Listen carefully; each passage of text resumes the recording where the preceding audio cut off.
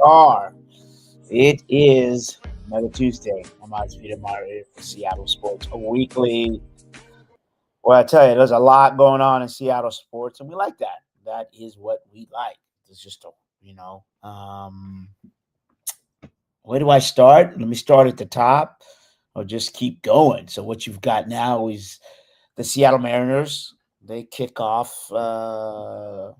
scheduled. I should say scheduled because they at 1:08 our time, that is Pacific Standard Time, against the Detroit Tigers in Game 3 of the American League Division Series, and it's all 1-1 after the Mariners pulled off a must-win, and that is they had to win here. They played on Sunday. It was quite the day on Sunday, I've got to tell you. A lot of fun. But so you had the Mariners, and then you had the Sounders. Sounders was Saturday night. Mariners had game 1, and then which they lost, and then game 2 was Sunday. So you had the Seahawks, and then you had the Mariners game.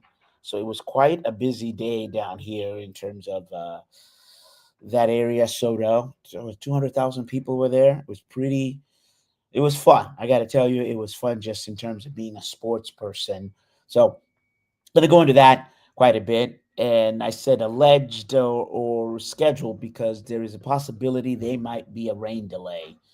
I can check with the latest see if the game is still scheduled, but there's some weather over there in Detroit. So so far so good. Haven't heard anything else. I'll keep you up to date on that. So we're going to go over the Mariners, the Seahawks, 30. It was a great game, but the Seahawks, I would say, take one on the chin.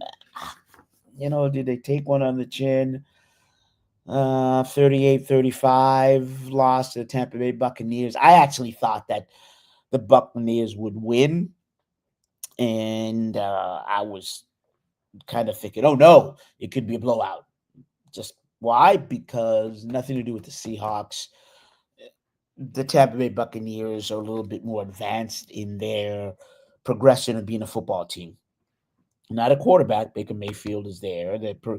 Todd Bowles, who is the head coach and also the defensive coach, he calls, like Mike McDonald, he calls all the defensive plays, but Bowles is a little further ahead. And we saw that. And he's the one, the famed Tampa 2 defense, where you have the 2 safeties, and then you also, the blitzing and those kinds of things.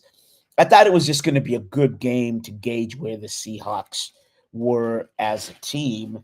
And I would say I was impressed. And, both teams were injured. There's no doubt about that. So I'll go a little bit more into that. And then we'll talk about the Sounders.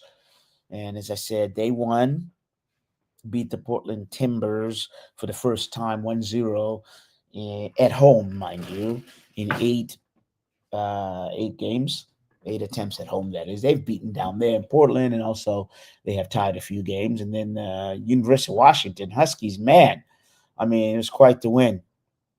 They second half comeback that I haven't seen in a long, long time. So Andrew Bailey will join us for that, and we'll discuss Husky football. That's on the other half there. But enjoy those things. I'm glad you're tuned in. The sun is out. I'm a weather person, right? It doesn't dictate. It doesn't, right? If it's sunny, I'll go, hey, what a great sunny day. If it's rainy, I'll go, I love the rainy Northwest, and here's the fall. And if it's snow, it's like, yeah, I love the snow. In fact, I pulled out my own one. You can't see, quite a heavenly, what do you call these, kind of long sleeve t-shirt. If you say, what's heavenly? Heavenly is in Lake Tahoe. It is, and it's one of the ski resorts there. and that's the mountains called Heavenly. And back in the day when I was a wee lad and could get up and down, yeah, snowboard there for used to snowboard there. And Lake Tahoe is an amazing place. Lake Stevens is here. I get that. Lake Stevens, Stevens Pass, if you will. Lake Stevens is not bad, but really, Stevens Pass is a good place for snowboarding. But there's skiing, and must I do not want to remiss Snoqualmie there. And if you haven't gone out there, it's Snoqualmie Pass. It's about 2 hours. It's reachable, and they have all different kinds of slopes. Beginner, the bunny, you call them, and then intermediate, and then the one where you get on the chair. And so that's probably those are kind of the three progressions you have. That is Snoqualmie is good. I mean, they all have levels, but that's the beginner. It's accessible, and then Stevens Pass is a little bit more for the serious ones.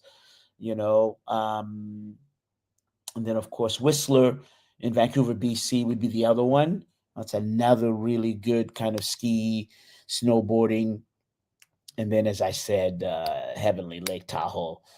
That one is for the serious ones, and beginners are there as well. But yeah, there you go. Kind of a little snowboarding, skiing, and I say if you haven't done it, get out there, learn how to snowboard. I think skiing is back in, but if not, you can go out there and just play in the snow.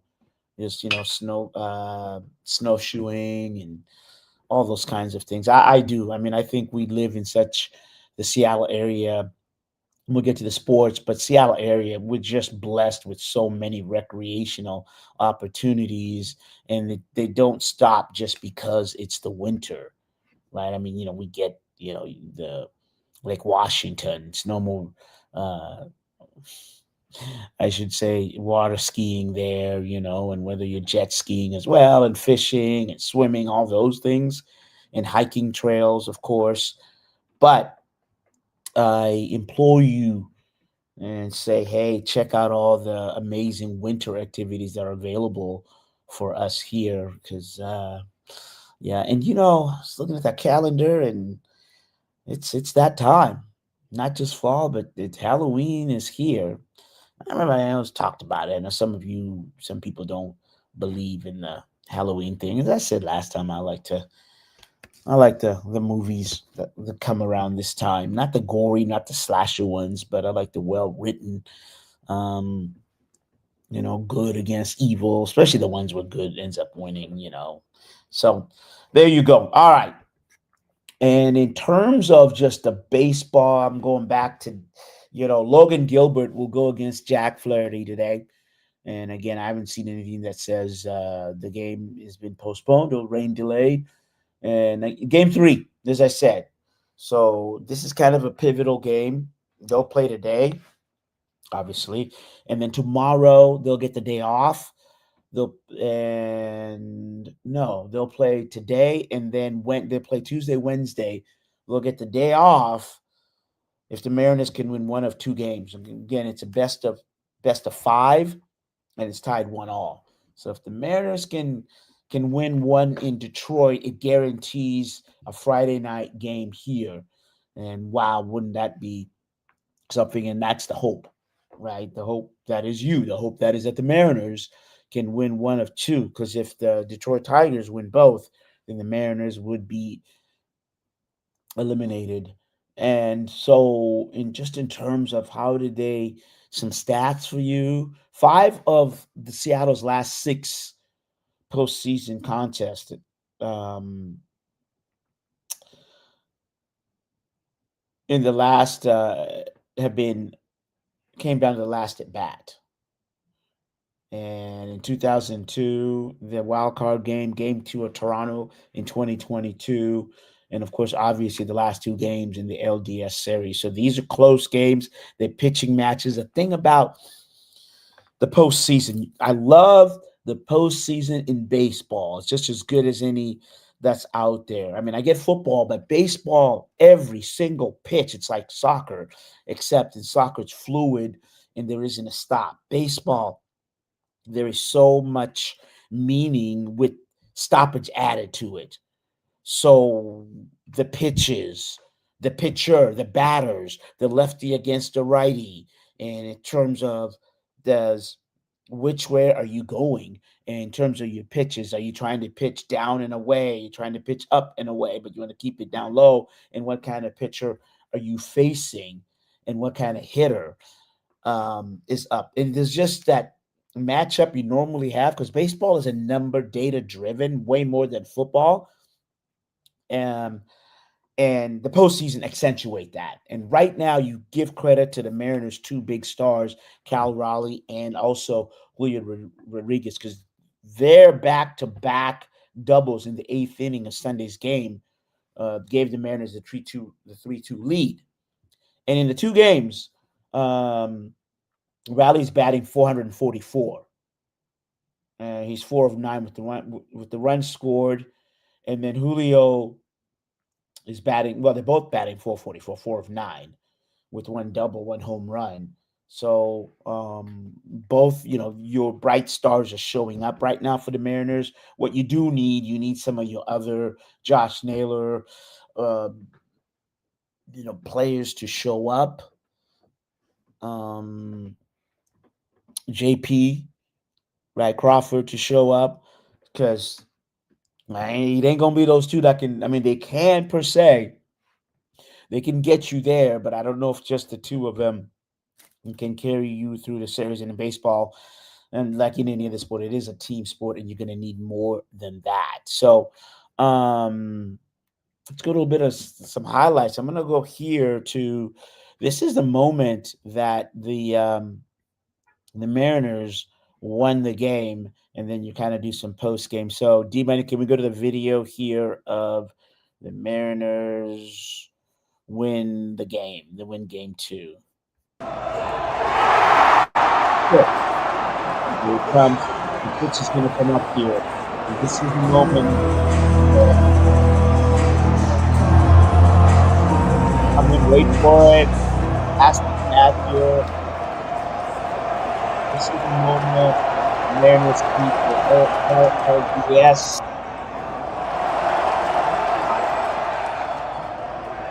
It is. Bam. And that's it. 1-1.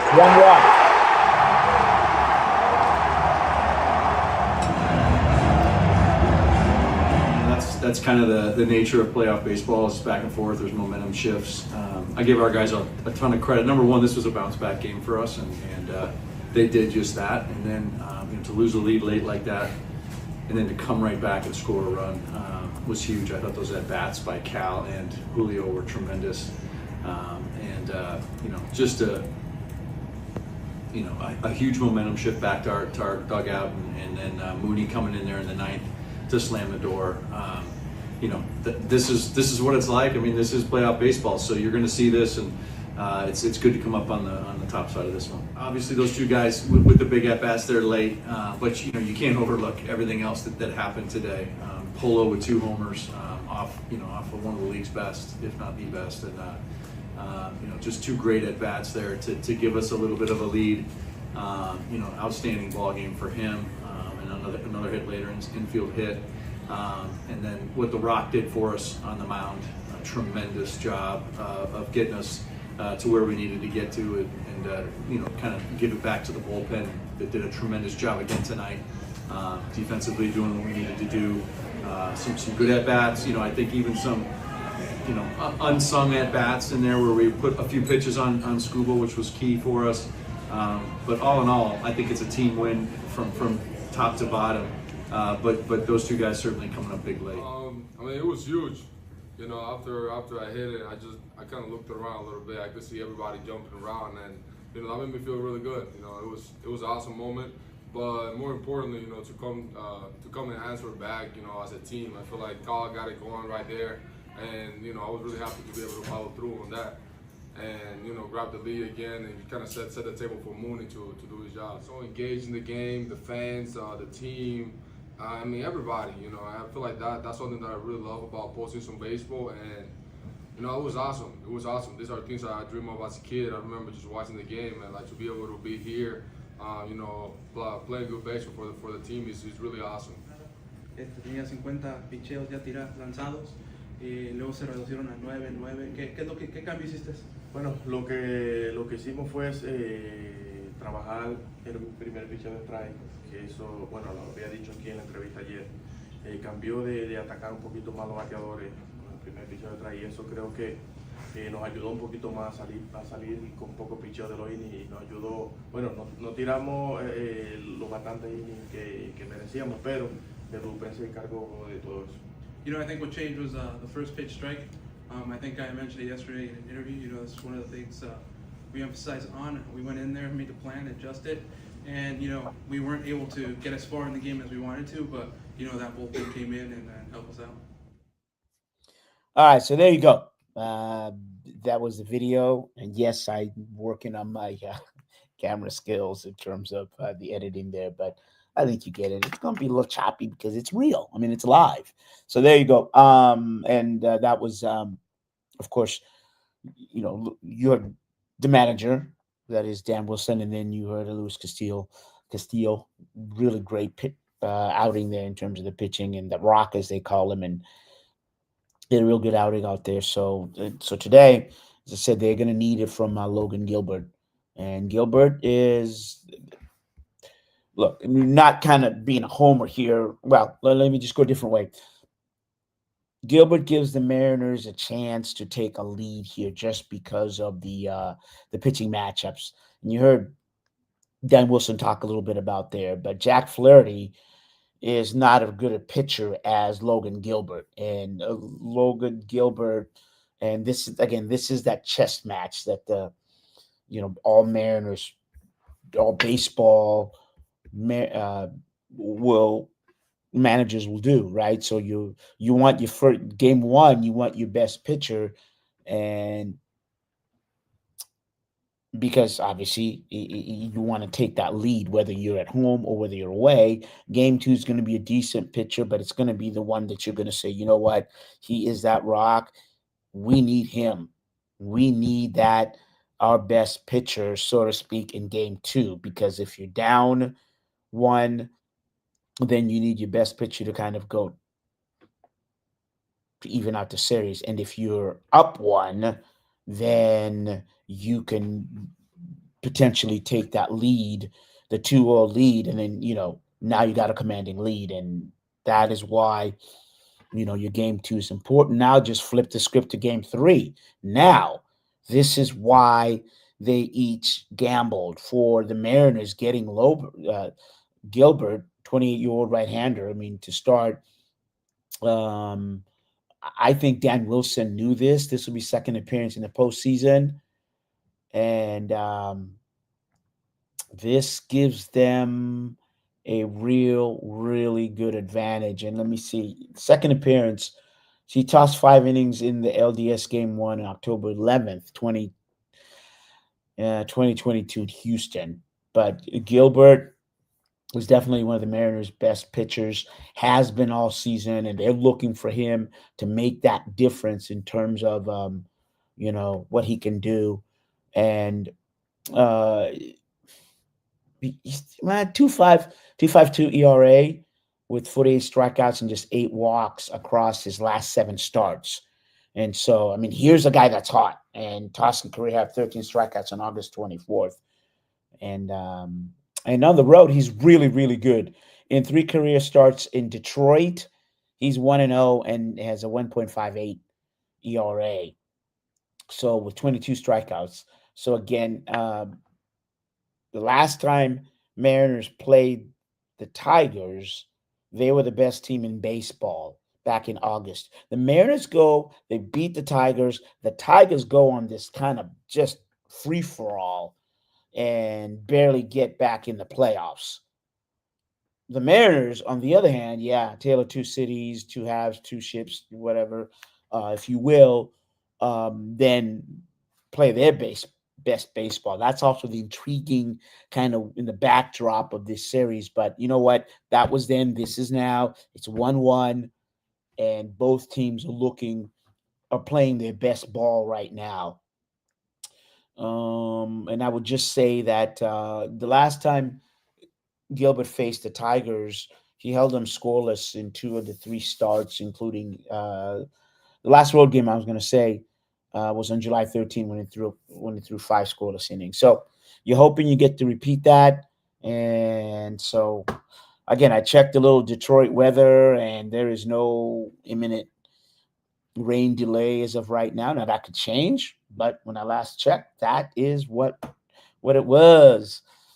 And so what it is, I'm going to go ahead and let's take a look at reading some announcements here. So tap in at 5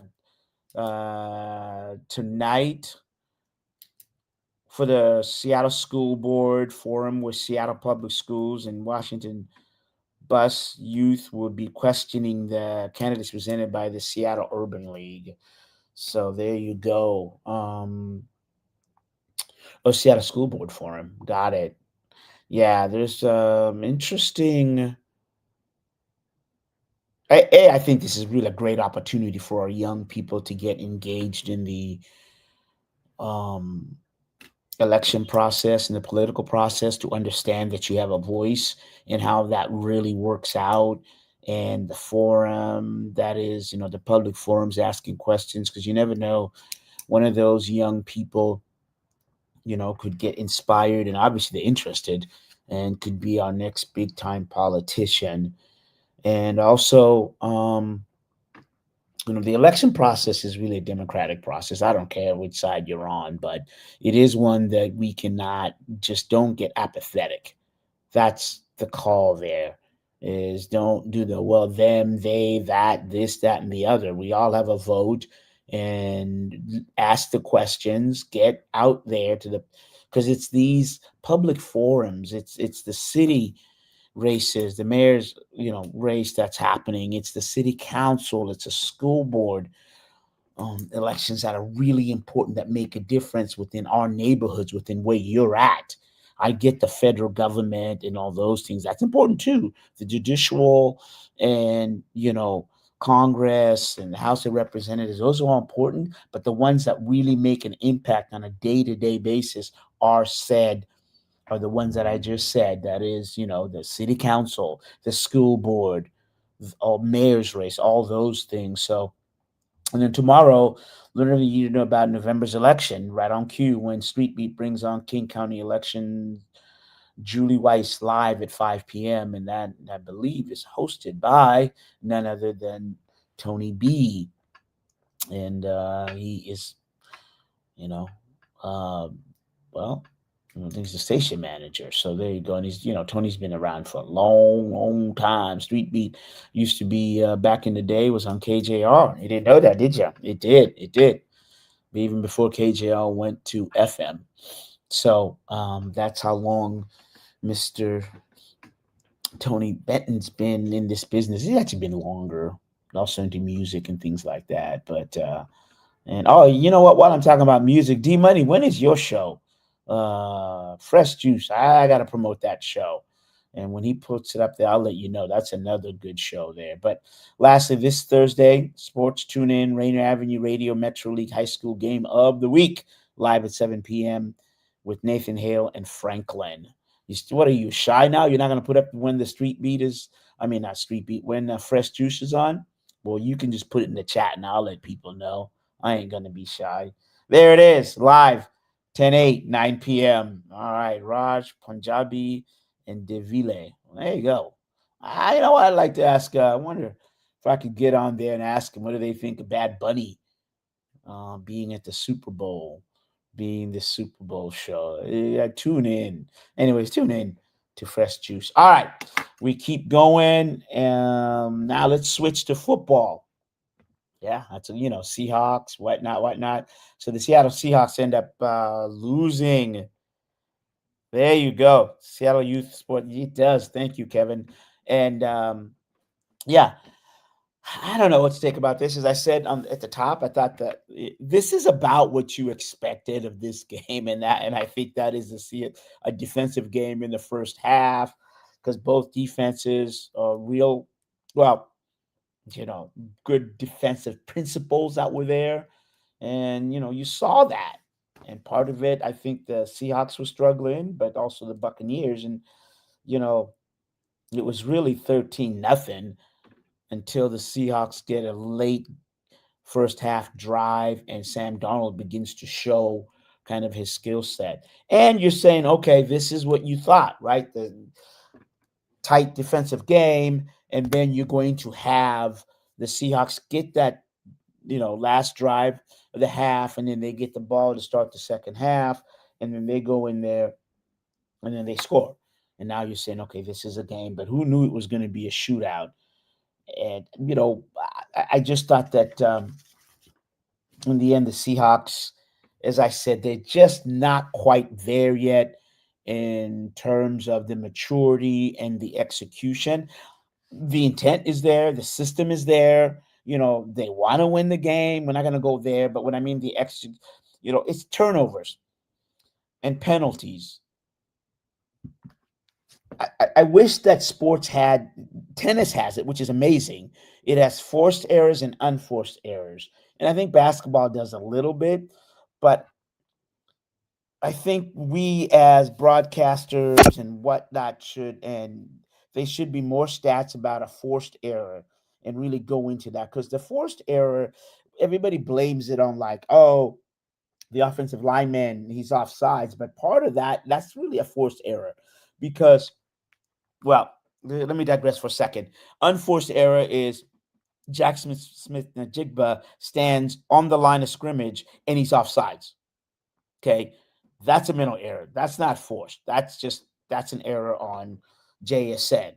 A forced error is when Gray Zabel goes offside because he's worried about the false start, about Vita Vea coming at him, and also, the Buccaneers, defensive line, which is one of the best. So Zabel, the rookie's worried about, Hassan Riddick coming at him, and Gaines. So in his mind now, everything is going 100 miles an hour. So then he jumps offside. That's to me, that's a forced error. And the Seattle Seahawks had too many of those in the game. And that is why I say the Buccaneers are a little bit more advanced in that, and the Seahawks are getting there. Now, fair enough. I get it. The Seahawks were missing, Julian Love, and they were missing Devon Witherspoon. That's 50% of your, defensive backfield. And, Josh Jobe filled in. Nick Amenwari, the rookie, came in just for the second time. The last time we saw him play, he injured himself on the second play on the first game of the season. He played pretty decently. I can get you the snap counts there. But, Josh Jobe came in there. Reek Woolen, but now he's in concussion protocol. And now really what you have is you've got some issues in the defensive backfield. And I think we'll get Mike McDonald talk about that a little bit. Let's do this. D-Money, let's go on break. I'll come back. We'll do the wrap of the Buccaneers, hear from Mike McDonald a little bit. And then we'll do a little Sounders and get to the Huskies. All right. So, man, the time goes by. Thank you for listening. So here we're going to go. We're going to go on break on Seattle Sports Weekly. I'm Mazvita Maraire.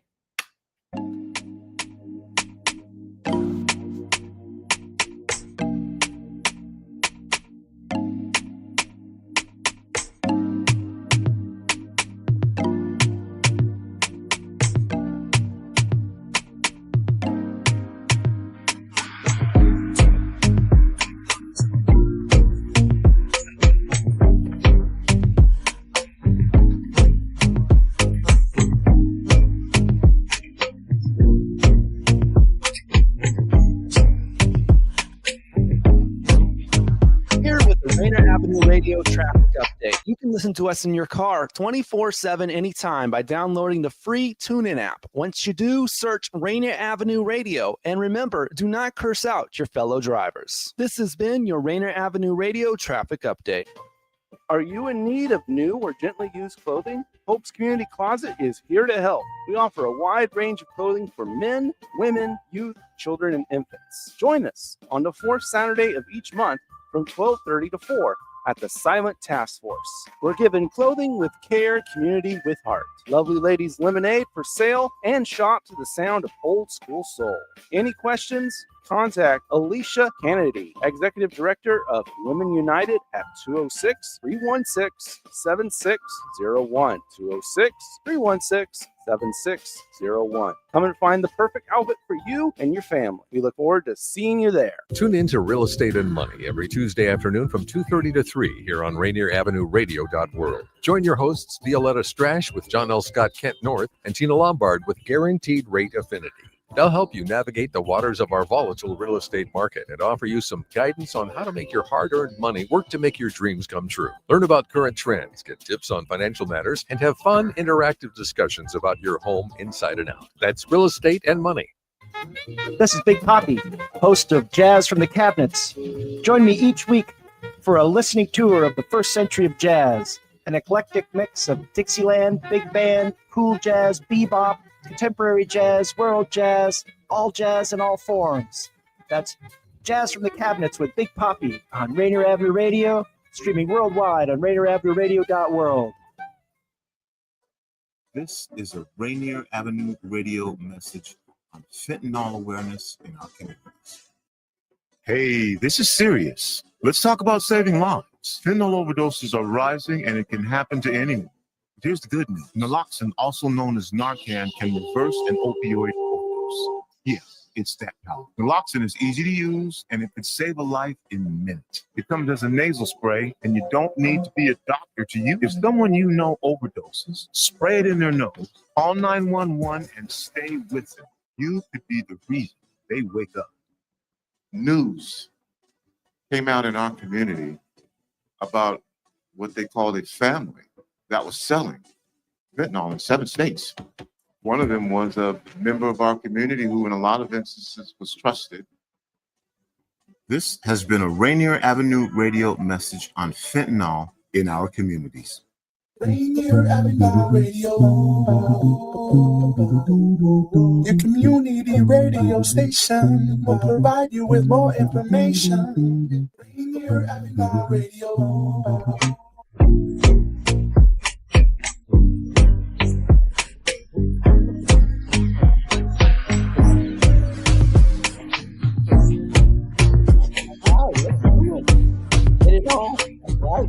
Get this rap going on, and what I mean by that, let's just make sure that we get this going on. And what I mean by that, this groove. All right, so let's get to the Seahawks real quickly. And this is the wrap that we're still doing, giving y'all videos and things like that. Here's the wrap that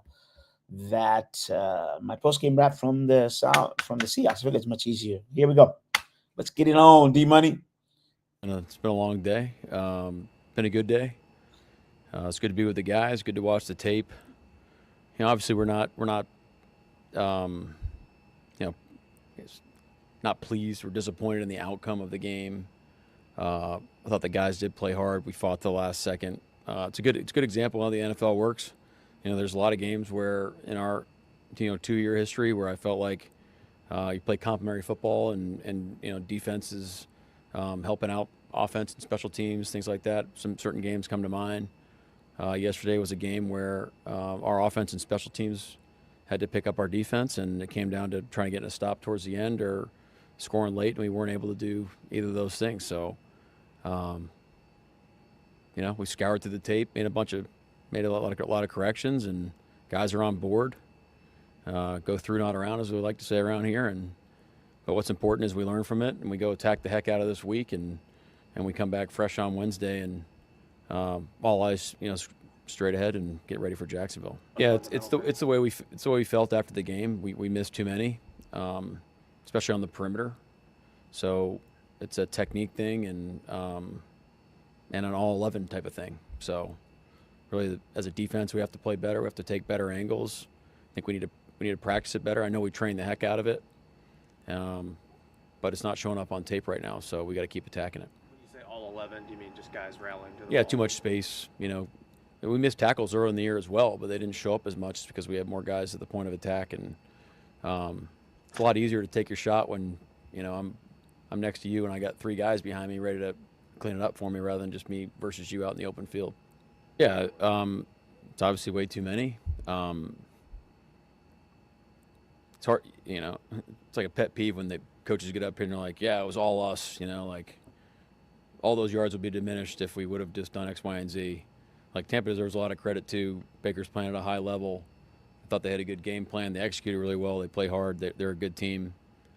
Having said that, we have to play better too. And like I said after the game, I feel like I have to have a better game plan and I have to call it better. So it's kind of everybody involved taking their game to another level and focusing that, getting all the inputs right throughout the week. I wouldn't say it's core tenets. We like to think of it in terms of like majors and minors or A's and B's. What's the right mix? I think it's a combination of how you feel, how you need to play the game going into the game, and then as the game starts to declare, I hate to be simplistic, but it's really just what you feel is going to give you the best chance to win the game. And so, that's why we called the things we did. And I thought I like to think of it through the lens of you're calling plays for players, not like mitigating risk for players. You're trying to put people in position rather than get them out of the way. One's kind of a more of aggressive mindset than a defensive mindset. Well, I think you have to have a temperature for your team, what they need. I think consistency is important. You got to double down on like what your principles are. If you start chasing all sorts of different things and going down all these different roads, if I'm a player, I'm like, well, what the heck is a coach? What is he? What's expected around here? So, hopefully, we're clear on what we're chasing and put things in perspective and tell the truth. I mean, like the go through not around thing is like it's real. It's like how do you want to handle adversity? How do you want to grow as a football team? Well, do you actually want to grow? Do you actually want to take a next step, or do you just want to talk about it? So, we prefer to actually do it. Spoon and D-Law this week, we'll see how they're going to try to practice in the middle of the week. So no like designation yet, but the plan is for them to practice at some point middle to late in the week, and then we'll take it from there. Were the imaging on Spoon stuff relatively positive then this morning? I think it's fair to say like he's making progress positively. Yeah. Is Julian the same kind of thing?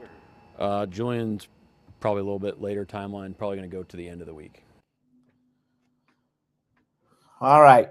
So there you go. There's kind of an injury update, and you kind of heard Mike McDonald, his philosophy. I think it's always interesting to hear coaches, kind of what are they really saying? What's the inner message that's there?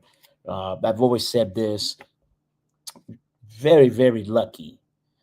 The job that we get to do. Like, when you get to sit down and hear a coach who is the CEO of a billion-dollar company, their messaging and their philosophy and how they act and how they talk and everything else, you can learn a lot. You can learn a lot about business and about life.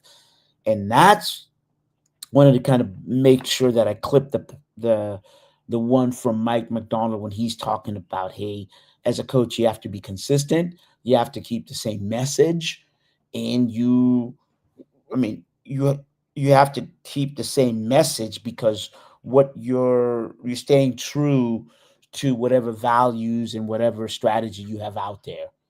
And you heard him. I mean, it was great. He was like, if I'm a player, if the coach is all up and down everywhere, then I'm going to, what the heck's going on? And that's when you get confusion. And that's when you hear, oh, this coach has lost the locker room. This has happened. Yeah, that's going to happen if I'm, as a coach or a leader, I'm going to be all over the board. You got to be consistent. But like he said, you also have to be honest. You have to have that discussion. And I thought that was real. It was real. And the Seahawks philosophy, I like that, of going through, not around. A couple of weeks ago, I'd asked him, I was like, what does that mean? You're minimizing distractions. And he's like, no, going through, not around. Like, what does that mean? That you stay focused? He's like, no, you go through and not around. It's just that simple. So, and in turn, D Money gave a real good graphic there. Look, the Seahawks right now, the NFC West, you got a log jam in a good way. The 49ers are up and running 4-1. 4-1 is their 4 wins, 1 loss is their record. So that Seahawks, the Rams, both 3-2. and then the Cardinals are at 2-3. And if I look at the division overall, yeah, you've got the Eagles at 4-1. They just lost, and then the Buccaneers. Well, you just played them, obviously. But the Packers are 2-1. The Lions are 4-1. Lions lead the North, 4-1. Packers 2-1. Plenty of football to be played. Plenty of interdivisional games to be played. But then, so Mike gets it. This is the time you just want the team to believe. As far as the division is concerned, the Seahawks, they got Jacksonville coming up here. They still got 2 games with the Rams, one more with the Cardinals, and then one with the 49ers. And that's late. That's next year. It's in January. So it could be a winner take all for the West, way down there in Santa Clara, which, by the way, that is where the Super Bowl is this year. All right. So there you go. Plenty to play for. Can the Seahawks get it together? What do they have to get together? Well, they got to, I think, you definitely need Witherspoon back. Reek Woolen is in concussion protocol. So, you saw that as Nick Emenwari came in, the rookie. The issue with the Seahawks, they just didn't get the pass rush up front that they normally get. And Mike said that yesterday. He also said it after the game. That is Leonard Williams, Byron Murphy. They were nowhere to be found just in terms of continual pressure. Look, okay, the Seahawks had 1 sack. Uchenna Nwosu and DeAndre Bell each had a 0.5 of a sack. But do you know the Seahawks had 0? They had 2 quarterback hits. That's all they had. Now, they had 6 tackles for losses, but they only had 2 quarterback hits against probably, I think, the hardest quarterback to try to bring down than Baker Mayfield. But you have to try to contain him, but you have to have some pressure, and they just didn't. It'll be a really interesting week this tomorrow. That's when teams today, players have the day off. They'll come back tomorrow, and that's the first injury report comes out, and I'll be monitoring that to see who practices, who doesn't, just in terms of, Witherspoon. Julian Love, as you heard McDonald say, he's probably not going to practice until Thursday, if that. Same thing with DeMarcus Lawrence, D-Law, who obviously you need and want when we're talking about pressure up there. So, all right. With Andrew sitting on deck, I will just say that the Sounders beat the Timbers for the first time. Kind of went over that. An interesting note, right now, when the Sounders' next game, last home game of the season for the playoffs, is this Saturday when they take on Real Salt Lake. And already with Albert Rusnak with the red card, Christian Rodan, U.S.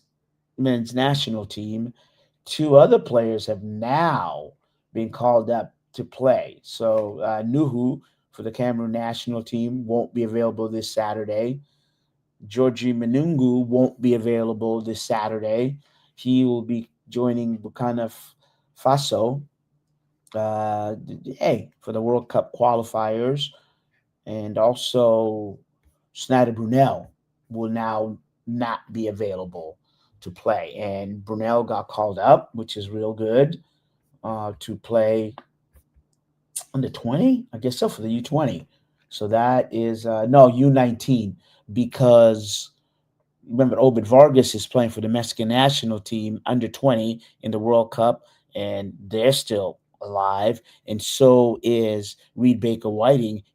Sounders are missing him because he's playing for the U.S. national men's team, U20. There's a lot of players missing. It'll be a good test for Sounders' depth. Now, the Sounders are in the playoffs, and they've locked 5th place.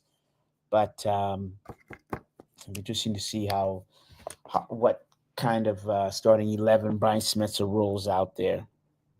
All right, so, and let me get to one more read. Oh, we did read that. So I just thought this was, what was the other thing here?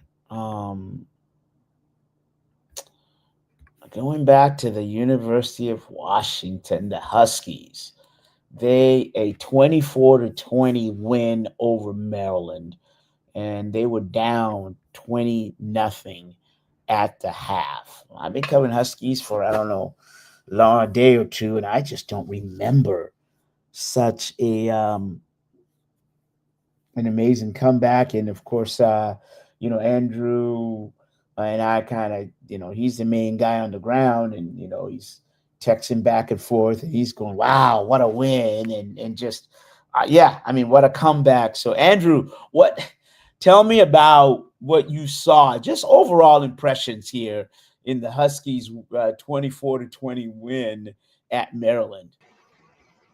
Their belief was unbelievable. Let's just put it that way. Fair enough. Yeah. What did they believe in? Andrew, you gotta have some kind of belief to be down, 20-0. Well, yeah, Fish didn't really say much other than get a stop, get a score at the half, keep doing what you're doing, don't worry about the scoreboard. And I think just them being a young team, they were just so fearless, and they came out and they just kept doing it, kept staying in the game, and stayed focused on what they needed to do to win. And that's how they got the win. Okay. Break it down for us. What did they do? You know what I mean? Just what did we see in that second half? Well, they just flipped the script. The first half they go 1 of 6 on third down. Second half they're 4 of 6, really 4 or 5 because they kneeled down on the last third down possession there. And that really was the difference. They were so much better on third down in the second half at sustaining drives. And in particular, that first drive after they gave up the touchdown, because the defense was so tired because they were on the field for over 18 minutes in that first half. And so that they were really exhausted, and that's why they gave up. I think that's why they gave up that touchdown in that first possession of the second half. And then the first possession, the offense goes out there in the second half. They hold the ball for 7.5 minutes, have a 16-play, 55-yard drive. They didn't abandon the run game. They gave the ball to Jonah Coleman 7 times on that drive. And I think going down the field, getting that field goal, that helps kind of churn the momentum a little bit towards them. And just in terms, what did you see from the quarterback there? He was 1 of 18, Damon Williams. Overall play there, what's your thoughts? Yeah, he turned it on in the second half, and as his coach said, he's tough as nails. He really was. The first possession of the game, he throws that interception. It was a ball that it wasn't a miscommunication.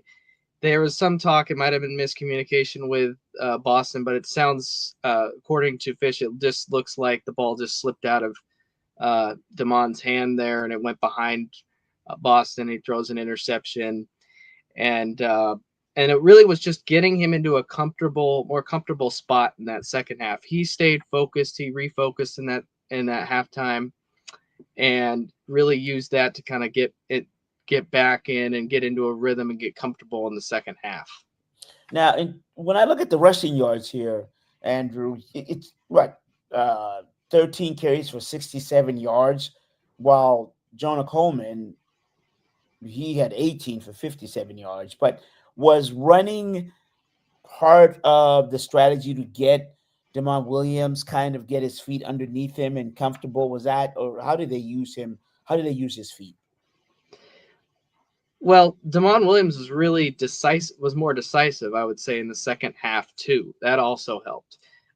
Giving Coleman the ball helped too, because it kind of took some of the pressure off him, because he was getting pressured a lot in the first half, and that was mainly because Maryland's defense is really good at getting after the quarterback. I think fortunately for the Huskies, Maryland loses that defensive lineman on a targeting foul at the end of that first half. And that maybe kind of wears on the depth of that defensive line for Maryland. They're not as able to get after the quarterback in the second half. And then Williams just making better decisions with the football and deciding when to run, when to throw. He even did a good job getting rid of the football sometimes when the pressure was in his face. So that was cool to see as well. Okay. Defensively, what were they able to do, the Huskies, there in the second half? Or what did you see defensively from the Dogs? Sounds like Walters really had a really good game plan for containing Malik Washington, the quarterback for Maryland, because Maryland didn't have much of a ground game. They only ran for 55 yards, and they threw the ball 49 times. So they weren't effective in the ground game. Weren't really trying to really run the ball in the second half, which was strange because you have a big lead. You'd think you'd run the ball a little bit more, but Maryland was sticking to the passing game with Malik Washington because their quarterback that's the strength of their team, is through their quarterback on offense. So Walters just had some really good schemes of how to contain their passing game, and the defense was able to use that and find ways to contain him and keep Washington from being able to convert and throw the football. And just overall effectively, they forced 2 3-and-outs, really good, 3 punts, and then the last drive, they get the stop there. So just an overall really good job by the defense. They kept him in the game the whole time because the first half they gave up just 13 points. Maryland moved the ball 4 times into Husky territory. They ended up with just 13 points at half. So they settled for 3 field goals. They converted 2 of them, and then they got 1 touchdown. So effectively, the defense kept him in. Yeah. And like you're saying there, in terms of the adjustments that they made, and Walters, if I'm looking here, the Maryland they were 2 of 6 on third down conversions in the second half. And, when you're limiting that, your opponent to that, I think that's that shows how your defense. I thought it was interesting in the game for the announcers, and it took me a second to figure this out because Maryland's quarterback is named Washington, and the Washington Huskies. So a couple of times they would say Washington is running against Washington, and I'm like, what? Okay, all right. Oh yeah, that's right. Yeah. And then Jalen Husky had the interception, so that even makes it more confusing. That's right. Good call. Good pickup. Was another one. All right. So all good and well. That was that. So now they've got what was the feeling you got? You were at Jed Fish press conference on Monday. Here comes Rutgers. Right. What do you got? What was he saying about Rutgers? Coach speak. Well, give me something a little bit more like coach speak, but go ahead. The coach speak. We're catching up, is what he said, because Rutgers has had a week to prepare, an extra week to prepare with a bye week, and said, "Well, we got a week we got to do some catch up here." Is basically what he was saying. As far how as do you catch up? I mean, I get that. I'm joking, but I mean, like, what do you speed up the day? But anyways, go ahead. Yeah. So, anyways, Jed Fish was saying they're watching the film from last year because it's the same quarterback, Ethan Kaliak-Manis, and it's the same offensive coordinator. They have a new defensive coordinator, so offense is preparing a little bit different, but the defense and Ryan Walters, they're looking at the film from last year, and from what they've seen this year, Rutgers really likes to throw the football. They have a senior quarterback, so makes sense. They have 3 receivers that have at least 20 catches each. And let me look at this. KJ Duff is their lead receiver with 30 catches for 420 yards and 3 touchdown catches. They like to create a lot of one-on-ones, according to Fish. They like to throw a lot of jump balls to them in those situations. They feel comfortable doing that with a senior quarterback who's played a lot of games. Kaliak-Manis has 1,399 yards passing. He's completing 67% of his passes and has 9 touchdowns to just 2 interceptions. So they know that they have their work cut out for them again, having to stop another good Big Ten quarterback. Right. So if you're saying, let me do a full stop here. Any injury updates from the game? From Maryland going into any impactful injuries there? Yeah. Carver Willis, they don't know his status, but sounds like Maximus McCree will probably still get the start this week. John Mills, they said they hadn't looked at him yet through a walkthrough because he had an injury on Saturday. So, but it looks like I'm going to stop you right quick there for Okay. our audience. So Carver Mills is the left tackle, and he's a senior from Durango, Colorado, and Maximus McCree they're both seniors. So, and then John Mills, Paki Finau, one's freshman. So your left side of your line is, how you feeling comfortable with that? I mean, is that an issue? Is that going to be an issue going to the game? Yeah, it is a little bit of a concern. I would say they need to run the ball a bit more because the weather's also going to be a factor too, because it looks like it's going to rain a little bit more. So, but Williams had to deal with a lot of pressure in that first half against Maryland. And it looked like they did some different things to kind of slide protections, get him feel a little more comfortable in the second half of that game. They're going to have to probably do some more of that.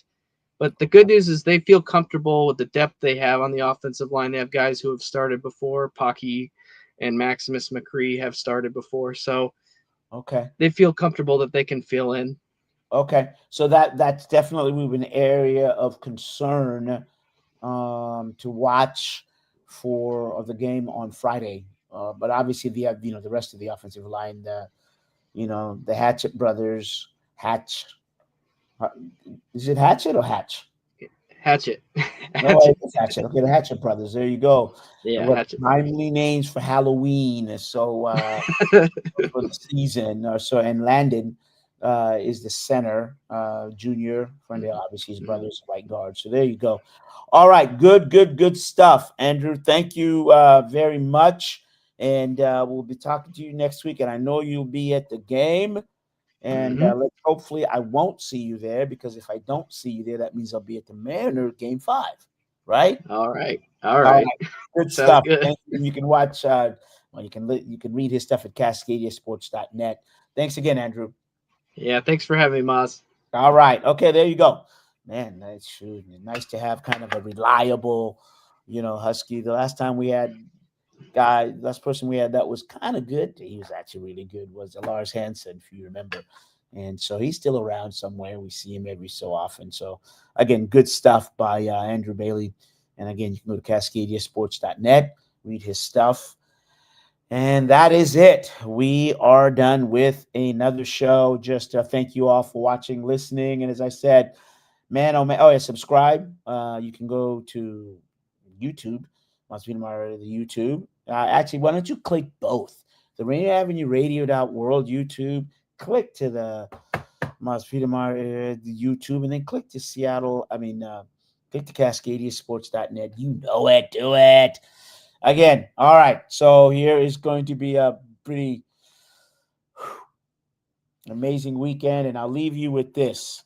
Remember, it's not what you say that people will remember, it's how you make them feel. And so thank you all for watching and listening. Thanks, D-Money. See y'all next week.